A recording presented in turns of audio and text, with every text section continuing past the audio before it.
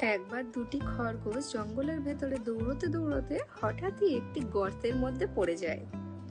তারা বারংবার চেষ্টা করতে থাকে সেই গর্ত থেকে বেরিয়ে আসার জন্য। তখন সেই স্থানে আরো তিনটি খরগোশ গিয়ে পৌঁছয়। তারা সেই দৃশ্য দেখে বলে, তোমরা বৃথাই চেষ্টা করছো, এত গভীর গর্ত থেকে বেরোতে পারবে নাকি? পারবে না তোমরা এখান থেকে বেরোতে।